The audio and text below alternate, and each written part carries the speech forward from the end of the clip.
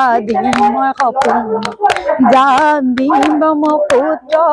দেখা দিম মই সপোনত মৰম দিলে মৰম দিম চেনেহ দিলে চেনেহ দিম চিঠিৰে ঐ মাজতে মোৰ কলিজাৰ তেজেৰে কবিতা মই লিখি দিম ঐ হাড়েনো পচি যাব মাংসনো গেলি যাব মাছেনো বেৰি বেৰি খাব হেৰা নাচনি যাম দিম ব্ৰহ্মপুত্ৰ দেখা দিম মই সপোনত মৰম দিলে মৰম দিম চিঠি দিলে উত্তৰ দিম চিঠিৰে ঐ মাজতে মোৰ কলিজাৰ তেজেৰে কবিতা মই লিখি দিম ধন্যবাদ আমাৰ এই বিহু কৰ্মশালাত মুঠতে সৰ্বমুঠ 40 জন প্ৰশিক্ষাৰ্থীয়ে প্ৰশিক্ষণ লৈছিলে এটা নাম আছে যে ফুলপানী চিগা বিহু পৃথিৱী বিখ্যাত হয় হয় সকলো জনাজাত হয় হয় ফুলপানী চিগা নাম নললে বিহু কোনো ক্ষেত্ৰতে হয় পিছ পৰি ৰ'ব কিন্তু ফুলপানী চিগা পোনপ্ৰথমভাৱে কি হ'ল 18 বছৰ কিয় পিছ পৰি থাকিলে সেইটো এটা অতি গুৰুত্বপূৰ্ণ কথা একচুৱেলি বিহুৰ লগত আমাৰ অতীত এইটো কথা নহয় যে বিহু কৰ্মশালাৰ জৰিয়তে আমি যে বিহু সংস্কৃতিটো আকৌ আমি আৰম্ভ কৰিব লৈছোঁ এইটো নহয় আমাৰ সম্পূৰ্ণ তেজত আছে বিহু আমি বিহু কৰা মানুহ আৰু বিহু কৰাৰ পূৰ্বপুৰুষসকলে বিহু কৰা দেখিছোঁ কিন্তু বিহু কৰ্মশালাটো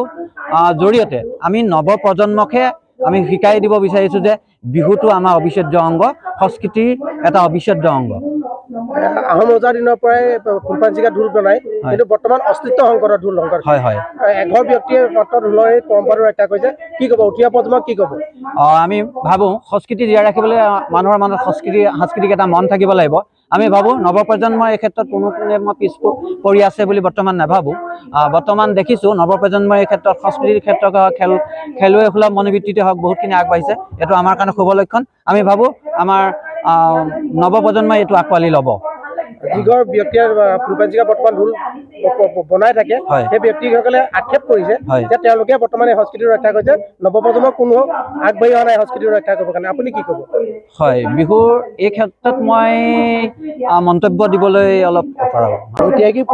সকলোকে ধন্যবাদ জ্ঞাপন কৰিছোঁ নৱসূৰ্যৰ যি ফুলপানী চিগাৰ যি সংঘৰ যি সৰ্বপ্ৰথমে উদ্যোক্তা মণ্ডলীক মই ধন্যবাদ জ্ঞাপন কৰিছোঁ তেখেতসকলে ইমান কম সময়ৰ ভিতৰত তেওঁলোকে যে 40তকৈ অধিক ল'ৰা ছোৱালীক যে ইমান সুন্দৰকৈ এটা প্ৰশিক্ষণ দিবৰ কাৰণে আমাক আমন্ত্ৰণ কৰিলে তাৰ বাবে সৰ্বপ্ৰথমে তেওঁলোকৰ ওচৰত মই কৃতজ্ঞতা স্বীকাৰ কৰিছোঁ ধন্যবাদ জ্ঞাপন কৰিছোঁ কাৰণ ইমান কৰ্মব্যস্ততাৰ মাজতো তেখেতসকলে আমাক আমন্ত্ৰণ কৰি আমাৰ দলটোক আমন্ত্ৰণ কৰি যে প্ৰশিক্ষণ দিয়াৰ এটা যি সুযোগ দিলে তাৰ কাৰণে তেওঁলোকৰ ওচৰত আমি চিৰকৃতজ্ঞ আৰু এটা কথা ভাল লাগিলে যে তেওঁলোকে যিসকল আমাৰ প্ৰশিক্ষাৰ্থী ইয়ালৈ আহিছিলে তেখেতলোকে খুব সুন্দৰভাৱে সেই প্ৰশিক্ষণটো ল'বলৈ চেষ্টা কৰিলে আৰু মোৰ আজি বিশেষকৈ বেছি ভাল লাগিলে এইটো কাৰণে যে আমি যেনেধৰণে তেওঁলোকক শিকাবলৈ চেষ্টা কৰিছোঁ বা যেনেধৰণে আমি শিকাইছোঁ তেওঁলোকে আজি খুব সুন্দৰভাৱে সেই প্ৰশিক্ষণৰ আজি যি ফল সেই ফল আজি আমাক দিলে আৰু আমি খুবেই আজি আনন্দিত যিহেতু আপুনি প্ৰশিক্ষক ৰূপানী